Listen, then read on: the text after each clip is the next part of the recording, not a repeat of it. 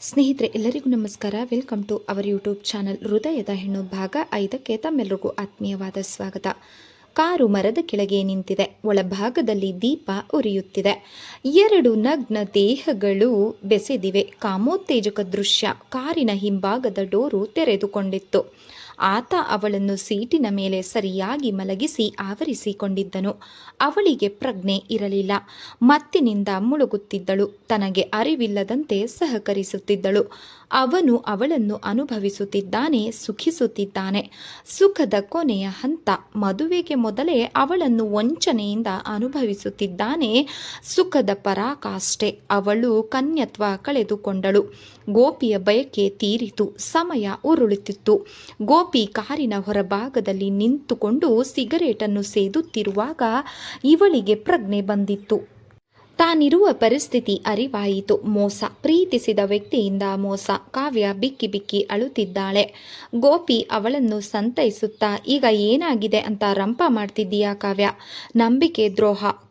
ಕಾವ್ಯ ಕಣ್ಣೀರನ್ನು ಒರೆಸಿಕೊಂಡು, ಗೋಪಿ ಐಸ್ ಕ್ರೀಮ್ನಲ್ಲಿ ಮತ್ತಿನ ಪುಡಿ ಹಾಕಿ ನನಗೆ ಪ್ರಜ್ಞೆ ತಪ್ಪಿಸಿ ಆ ಸ್ಥಿತಿಯಲ್ಲಿ ನನ್ನನ್ನು ಅನುಭವಿಸಬೇಕಿತ್ತೇ ನೀನು? ಗೋಪಿ ಇದಕ್ಕೆ ಉತ್ತರಿಸಲಿಲ್ಲ. ನಾನು ನಿನ್ನ ಹೆಂಡತಿ ಆಗುವಳು. ನನ್ನನ್ನು ಈ ರೀತಿ ಮೋಸದಿಂದ ಅನುಭವಿಸಬೇಕಿತ್ತೇ ನೀನು? ಗೋಪಿ ಗಡುಸಾಗಿ, ಕಾವ್ಯ ಇದನ್ನೇ ದೊಡ್ಡ ರಂಪ ಮಾಡಬೇಡ. ಹೇಗಿದ್ದರೂ ಮುಂದಿನ ವಾರವೇ ನಮ್ಮಿಬ್ಬರ ಮದುವೆ ನಡೆಯುತ್ತೆ. 1 ವಾರ ಮುಂಚೆ ನಿನ್ನ ಮೈ ಮುಟ್ಟಿದ್ದೇನೆ, ಯಾರಿಗೂ ಹೇಳಬೇಡ ಎಂದ. ಕಾವ್ಯ ಬಿಕ್ಕಳಿಸಿ ಅಳುತ್ತಿದ್ದಾಳೆ. ಗೋಪಿ ರೇಗುತ್ತಾ, ಅಳುವುದನ್ನು ನಿಲ್ಲಿಸಿ ಲೈಟಾಗಿ ಮೇಕಪ್ ಮಾಡ್ಕೊ, ನಿನ್ನ ತಾಯಿಗೆ ಗೊತ್ತಾದರೆ ಕಷ್ಟ. ಕಾವ್ಯ ರೆಡಿ ಆದಳು. ಕಾರು ಮುಂದೆ ಚಲಿಸಿತು. ಮರದ ಮರೆಯಲ್ಲಿ ನಿಂತುಕೊಂಡು ಇದನ್ನೆಲ್ಲ ಮೋಹನ ಗಮನಿಸುತ್ತಿದ್ದನು. ತನ್ನ ಸೋದರತ್ತೆ ಆದೇಶದಂತೆ ಕಾವ್ಯಳನ್ನು ಹುಡುಕಿಕೊಂಡು ಬಂದಿದ್ದನು. ದೂರದಲ್ಲಿ ಕಾರನ್ನು ಕಂಡಿದ್ದನು. ಅಲ್ಲಿ ದೀಪ ಉರಿಯುತ್ತಿತ್ತು. ಕಾಡಿನ ರಸ್ತೆಯಲ್ಲಿ ಏಕಾಂತ ರಾತ್ರಿಯಲ್ಲಿ ಇಂಥದ್ದೇ ನಡೆಯುತ್ತದೆ ಅಂತ ಮೋಹನ ಆಗಲೇ ಊಹಿಸಿದ್ದನು. ಅವನ ಊಹೆ ನಿಜವಾಗಿತ್ತು. ಆದರೆ ಅವರನ್ನು ಮಾತನಾಡಿಸಲಿಲ್ಲ. ಇದರಲ್ಲಿ ಕಾವ್ಯಳ ತಪ್ಪಿಲ್ಲ. ಅವಳ ಮನಸ್ಸಿಗೆ ವಿರೋಧವಾಗಿ ಅವಳನ್ನು ಮೋಸದಿಂದ ಅನುಭವಿಸಿದ್ದಾನೆ. ಎದೆ ಬಿರಿಯುತ್ತಿರುವ ಯಾತನೆ. ಅದೇನೋ ಸಂಕಟ, ತಳಮಳ. ಇವನು ಮನದಲ್ಲಿ ಪ್ರೀತಿಸಿ ಆರಾಧಿಸುತ್ತಿದ್ದ ಹೆಣ್ಣಿಗೆ ಬೇರೆ ಮದುವೆ ಗೊತ್ತಾಗಿತ್ತು. ಆಗಲೇ ಆಗಾಧ ನಿರಾಶೆಯಾಗಿತ್ತು. ಅಲ್ಪ ಸ್ವಲ್ಪ ಆಶಾಕಿರಣ ಇತ್ತು. ಈಗ ಅದು ಸಹ ಚದುರಿ ಹೋಗಿತ್ತು. ಭಗ್ನಗೊಂಡ ಪ್ರೇಮ ಮೂರ್ತಿ. ಮೋಹನ ಜೋರಾಗಿ ನಿಟ್ಟುಸಿರು ಬಿಟ್ಟನು. ಆಯಿತು, ಎಲ್ಲ ಮುಗಿದು ಹೋಯಿತು. ಇನ್ನೆಲ್ಲ ಬರೀ ಕನಸು, ನಿರಾಸೆ. ನಿಟ್ಟುಸಿರು ಬಿಟ್ಟನು. ರಾತ್ರಿ 11 ಗಂಟೆ. ಫೋನಿನ ಕರೆಗಂಟೆ ಮೊಳಗಿತು. ರಂಗರಾಯರು ರಿಸೀವರ್ ಎತ್ತಿ, ಹಲೋ ಕುಲಭೂಷಣ್. ರಂಗರಾಯರಿಗೆ ಸಂತೋಷ, ಆಶ್ಚರ್ಯವಾಗುತ್ತದೆ. ಅವರು, ನಮಸ್ಕಾರ, ಚೆನ್ನಾಗಿದ್ದೀರಾ? ಹಾಂ, ಚೆನ್ನಾಗಿದ್ದೇನೆ. ಮದುವೆ ಸಿದ್ಧತೆ ನಡೆಯುತ್ತಿದೆ. ನನ್ನ ಮಗ ಇದ್ದಾನ, ಕಾವ್ಯಾಳ ಜೊತೆ ಸಿನಿಮಾಗೆ ಹೋಗಿದ್ದಾನೆ. ಅವನಿಗೆ ಮುಖ್ಯ ವಿಷಯ ತಿಳಿಸಬೇಕಾಗಿತ್ತು. ಬಂದ ಕೂಡಲೇ ಹೇಳುತ್ತೇನೆ. ಕುಲಭೂಷಣ್, ಒಂದು ಕೆಲಸ ಮಾಡಿ, ಅವನು ಬಂದ ಕೂಡಲೇ ಊರಿಗೆ ಹೊರಡಲು ಹೇಳಿ. ಆಯಿತು, ಹೇಳುತ್ತೇನೆ. ನಾಳೆ ಬೆಳಗ್ಗೆ 10 ಗಂಟೆಯೊಳಗೆ ಬಂಗಲೆಯಲ್ಲಿ ಇರಬೇಕು, ತುಂಬ ಮುಖ್ಯ ಎಂದರು. ನನ್ನ ಕಾರನ್ನೇ ಕೊಡುತ್ತೇನೆ ಬಿಡಿ. ಓಕೆ, ಗುಡ್ ಬೈ ಎಂದರು. 1 ನಿಮಿಷ. ಮದುವೆ ನಮ್ಮೂರಿನ ಕಲ್ಯಾಣ ಮಂಟಪದಲ್ಲಿ ನಡೆಯುತ್ತೆ. ಅದರ ಬಗ್ಗೆ ಆಯಿತು ಬಿಡಿ, ಮಾತಾಡೋಣ. ಯಾವಾಗ? ನಾನು ನಾಳೆ ಫೋನ್ ಮಾಡ್ತೀನಿ. ಆಯಿತು ಎಂದರು. ನಾನು ಹೇಳಿದ್ದನ್ನು ಮರೆಯಬೇಡಿ. ಇಲ್ಲ, ಗೋಪಿಗೆ ಹೇಳುತ್ತೇನೆ. ಫೋನ್ ಡಿಸ್ಕನೆಕ್ಟ್ ಆಯಿತು. ರಂಗರಾಯರು ನಿಟ್ಟುಸಿರು ಬಿಟ್ಟರು. ಅನಸೂಯಮ್ಮ, ನಿಮ್ಮ ಭಾವಿ ಬೀಗರು ಏನಂದ್ರು? ರಂಗರಾಯರು ವಿವರಿಸಿದರು. ಕಾರಿನ ಹಾರನ್ ಸದ್ದು ಕೇಳಿಸಿತು. ಅನಸೂಯಮ್ಮ ಎದ್ದು ಹೊರಬರುತ್ತಾ, ಸದ್ಯ ಅವರಿಬ್ರು ಮನೆಗೆ ಬಂದ್ರಲ್ಲ ಎಂದರು. ಕಾವ್ಯ ತಲೆ ತಗ್ಗಿಸಿಕೊಂಡು ತನ್ನ ಕೊಠಡಿಗೆ ಹೋದಳು. ತಾಯಿಯ ಮುಖ ನೋಡುವ ಧೈರ್ಯ ಅವಳಿಗೆ ಇರಲಿಲ್ಲ. ಕೆಳತುಟಿ ಊದಿಕೊಂಡಿರುವುದನ್ನು ತಾಯಿ ಗಮನಿಸಿದರು. ರಂಗರಾಯರು, ಯಾಕೆ ತಡ ಆಯಿತು? ಈ ಪ್ರಶ್ನೆಯನ್ನು ನಿರೀಕ್ಷಿಸಿದ ಗೋಪಿ, ಕಾರು ಟ್ರಬಲ್ ಕೊಡ್ತು ಅಂಕಲ್, ರಿಪೇರಿ ಮಾಡ್ಕೊಂಡು ಬರಲು ತಡ ಆಯಿತು ಎಂದ. ನಿನ್ನ ತಂದೆ ಫೋನ್ ಮಾಡಿದ್ದರು. ಏನಂತೆ ಅಂಕಲ್? ನಾಳೆ 10 ಗಂಟೆಯೊಳಗೆ ನೀನು ಅಲ್ಲಿ ಇರಬೇಕಂತೆ. ಆಯಿತು ಅಂಕಲ್. ಅನಸೂಯಮ್ಮ ತುಂಬ ಗಾಬರಿಯಾಗಿದ್ದಾರೆ. ಅವರಿಗೆ ಏನು ಹೇಳಬೇಕು ಅಂತಾನೆ ಗೊತ್ತಾಗುತ್ತಿಲ್ಲ. ಮಗಳ ಬಗ್ಗೆ ಸಂದೇಹ ಬರುತ್ತಿದೆ. ಗೋಪಿ ತನ್ನ ರೂಮಿಗೆ ಹೋದ ಕೂಡಲೇ ಸೂಟ್ಕೇಸ್ನಲ್ಲಿ ಇರಿಸಿದ್ದ ವಿಸ್ಕಿ ಸೀಸೆ ಹೊರತೆಗೆದು ಗ್ಲಾಸ್ಗೆ ಸುರಿದುಕೊಂಡನು. ಅನಸೂಯಮ್ಮ ಇದನ್ನು ನೋಡಿದರು. ಮಗಳ ಕೊಠಡಿಯ ಕಡೆ ಹೋಗುತ್ತಿದ್ದ ಅವರಿಗೆ ತೆರೆದಿದ್ದ ಕಿಟಕಿಯ ಮೂಲಕ ಈ ದೃಶ್ಯ ಕಂಡಿತು. ಬೆಡ್ರೂಮಿನಲ್ಲಿ ಅನಸೂಯಮ್ಮ, ರೀ, ಆ ಹುಡುಗನ ಬಗ್ಗೆ ಸರಿಯಾಗಿ ತಿಳಿದುಕೊಂಡಿದ್ದೀರಾ? ನನಗ್ಯಾಕೋ ಭಯ ಆಗ್ತಾ ಇದೆ. ಯಾಕೆ, ಏನಾಯಿತು? ಅನಸೂಯಮ್ಮ ತಾವು ನೋಡಿದ್ದನ್ನು ಹೇಳಿದರು. ರಂಗರಾಯರು ನೀನೊಂದು ಹಳ್ಳಿಯ ಗುಗು ಕಣೆ ಅನು ಅಲ್ವೇ, ಈಗಿನ ಕಾಲದಲ್ಲಿ ಕುಡಿಯುವುದು ಕಾಮನ್ ಕಣೆ. ಅನ್ಸುಯಮ ವ್ಯಂಗ್ಯವಾಗಿ.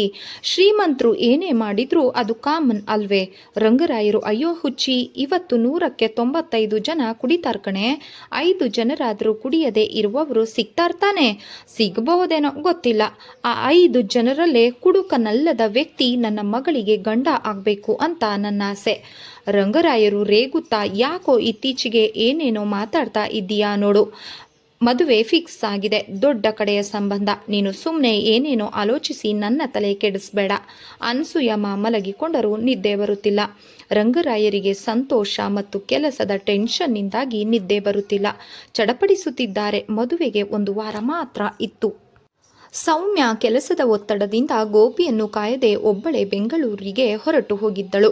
ಬೆಂಗಳೂರಿನ ಅವಳ ಮನೆಯಲ್ಲಿ ಫೋನಿನ ಕರಗಂಟೆ ಮೊಳಗಿತು. ಸೌಮ್ಯ ರಿಸೀವರ್ ಎತ್ತಿ ಹಲೋ, ಮೋಹನ ಮಾತಾಡ್ತಾ ಇರೋದು. ಮೋಹನನ ಧ್ವನಿ ಕೇಳಿದ ಕೂಡಲೇ ಸೌಮ್ಯ ಸಂತೋಷ ಉದ್ವೇಗದಿಂದ ಸಣ್ಣಗೆ ನಡುಗಿದಳು. ಓ ಮೈ ಗಾಡ್, ಅಂತೂ ನನ್ನ ಪರೀಕ್ಷೆ ಸುಳ್ಳಾಗಲಿಲ್ಲ. ಸದ್ಯ ಅಂತೂ ಫೋನ್ ಮಾಡಿದ್ರಲ್ಲ. ಐ ಆಮ್ ಸಾರಿ ಸೌಮ್ಯ. ಸೌಮ್ಯ ಗಾಬರಿಯಿಂದ ಯಾಕೆ? ನಿಮ್ಮನ್ನು ಡಿಸಪಾಯಿಂಟ್ ಮಾಡ್ತಾ ಇರೋದಕ್ಕೆ. ಸೌಮ್ಯ ಬೆಚ್ಚಿ ಬಿದ್ದಳು. ತೀವ್ರ ನಿರಾಶೆ ಆವರಿಸುತ್ತಿತ್ತು. ಮುಖದ ಚಹರೆಯೇ ಬದಲಾಗುತ್ತಿದೆ. ಕಷ್ಟಪಡುತ್ತಿದ್ದಳು. ಅಂದ್ರೆ ನಾನು ಯಾರನ್ನು ಪ್ರೀತಿಸಲಾರೆ ಯಾಕೆ ಅಂತ ಕೇಳಬಹುದೇ? ತುಂಬ ಕಷ್ಟದಿಂದ ಕೇಳಿದಳು. ಮೋಹನ ತನ್ನ ಮನಸ್ಸಿನಲ್ಲಿ ತುಂಬ ವರ್ಷಗಳಿಂದ ಬೇರೊಬ್ಬಳು ಹೆಣ್ಣನ್ನು ತುಂಬಿಕೊಂಡಿದ್ದಾನೆ. ಅವಳನ್ನಲ್ಲದೆ ಬೇರೆ ಯಾರನ್ನು ತಾನು ಪ್ರೀತಿಸಲಾರೆ. ದಯವಿಟ್ಟು ನನ್ನನ್ನು ಕ್ಷಮಿಸಿಬಿಡಿ ಸೌಮ್ಯ. ಸೌಮ್ಯ ನಿರಾಶೆಯನ್ನು ನುಂಗುತ್ತಾ, ನಿಮ್ಮ ಹೃದಯ ಗೆದ್ದಿರೋ ಹೆಣ್ಣು ಯಾರು ಅಂತ ಕೇಳಬಹುದೇ? ಮೋಹನ ವಿಷಾದದಿಂದ ನಗುತ್ತಾ ಹೇಳಿಕೊಂಡು ಸಂತೋಷ ಪಡಲು, ನನ್ನದು ಸುಖಾಂತ್ಯದ ಪ್ರೇಮಕತೆ ಅಲ್ಲ, ಇದು 1 ವೇ ಟ್ರಾಫಿಕ್ ಬಿಡಿ. ಆ ಟ್ರಾಜಿಡಿ ಹೇಳಿ ನಿಮಗೆ ಬೇಸರ ಉಂಟು ಮಾಡಲಾರೆ ಎಂದ. ಅಂದರೆ ಇದೇ ಕೊನೆಯ ನಿರ್ಧಾರವೇ? I am so sorry. Okay, ನಿಮ್ಮ ಪ್ರೇಮ ಫಲಿಸಲಿ. Wish you all the best. ನನ್ನನ್ನು ಮರೆಯಲ್ಲ ತಾನೆ ಎಂದಳು. ಮೋಹನ ವಿಷಾದದಿಂದ ನಗುತ್ತಾ, ನನ್ನನ್ನು ಪ್ರೀತಿಸುತ್ತಿರುವ ಹೆಣ್ಣಿಗೆ ನಿರಾಸೆ ಉಂಟು ಮಾಡುತ್ತಿದ್ದೇನಲ್ಲ ಅನ್ನೋ ಕೊರಗು ನನ್ನನ್ನು ಯಾವಾಗಲೂ ಕಾಡುತ್ತದೆ. ಅಂದಮೇಲೆ ನಿಮ್ಮನ್ನ ಮರೆಯುವ ಪ್ರಮೇಯವೇ ಬರುವುದಿಲ್ಲ. ಫೋನ್ ಡಿಸ್ಕನೆಕ್ಟ್ ಆಯಿತು. ಸೌಮ್ಯ ಜೋರಾಗಿ ನಿಟ್ಟುಸಿರು ಬಿಟ್ಟಳು. ಬೆಳಗಿನ ಜಾವ 5 ಗಂಟೆ. ಗೋಪಿ ಬೆಂಗಳೂರಿಗೆ ಹೊರಡಲು ತರಾತುರಿಯಿಂದ ರೆಡಿಯಾಗುತ್ತಿದ್ದನು. ಹಾಲಿನಲ್ಲಿ ಎಲ್ಲರೂ ಕಾಯುತ್ತಿದ್ದರು.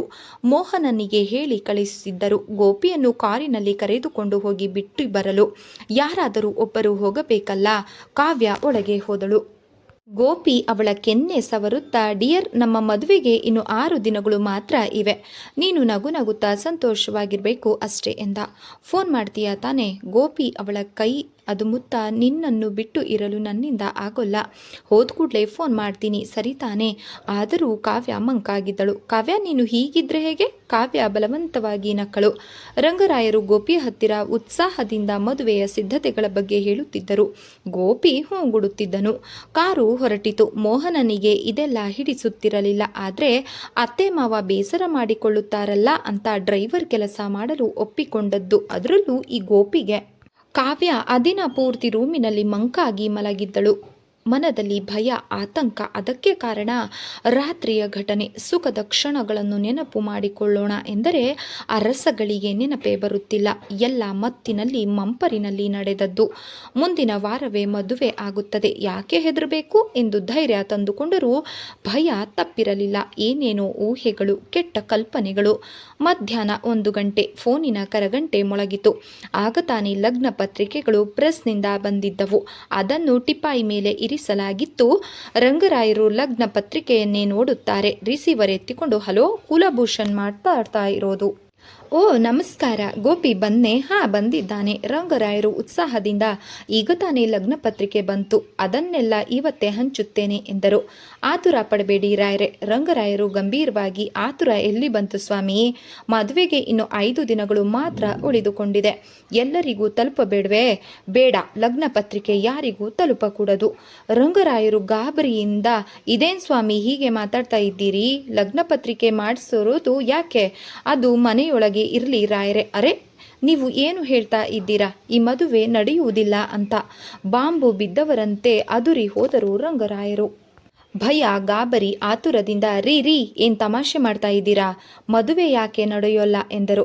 ಕಾರಣ ಮಾತ್ರ ಕೇಳಬೇಡಿ. ರಂಗರಾಯರು ಕೋಪದಿಂದ ಏನ್ರೀ ಹುಡುಗಾಟ ಆಡ್ತಾ ಇದ್ದೀರಾ, ನೀವು ಬೇಡ ಅಂದ ಕೂಡಲೇ ನಿಮ್ಮ ಕಾಲಿಗೆ ಬಿದ್ದು ಬೇಡಿಕೊಳ್ಳುವ ಜಾತಿಯ ಗಂಡಸಲ್ಲ ನಾನು. ಯಾಕ್ರಿ ಮದುವೆ ನಡೆಯೋದಿಲ್ಲ, ನನ್ನ ಮಗನಿಗೆ ಬೇರೆ ಸಂಬಂಧ ಗೊತ್ತಾಗಿದೆ. ರಂಗರಾಯರು ಬೆಚ್ಚಿ ಬಿದ್ದರು. ಸಿಎಂ ಮಗಳ ಜೊತೆ ನಾಡಿದ್ದು ಬೆಂಗಳೂರಿನಲ್ಲಿ ಆತನ ಮದುವೆ ನಡೆಯುತ್ತದೆ. ರಂಗರಾಯರು ಕೋಪ ಆವೇಶದಿಂದ ಹಾಗಾದ್ರೆ ನಮ್ಮ ಜೊತೆ ಸಂಬಂಧ ಬೆಳೆಸೋಕೆ ಯಾಕೆ ಒಪ್ಪಿಕೊಂಡಿರಿ?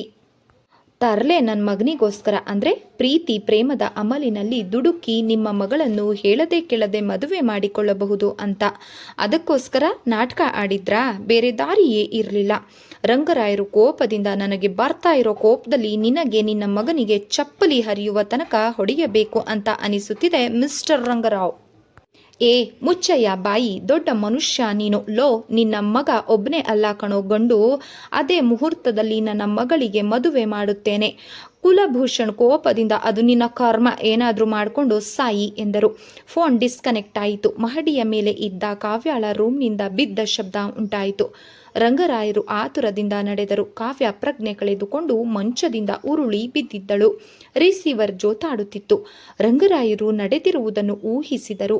ಕಾವ್ಯ ಒಂದೇ ಕನೆಕ್ಷನ್ನಿನ ಮತ್ತೊಂದು ಫೋನಿನ ಮೂಲಕ ಕುಲಭೂಷಣ್ ಆಡಿದ ಮಾತುಗಳನ್ನು ಕೇಳಿಸಿಕೊಂಡಿದ್ದಳು.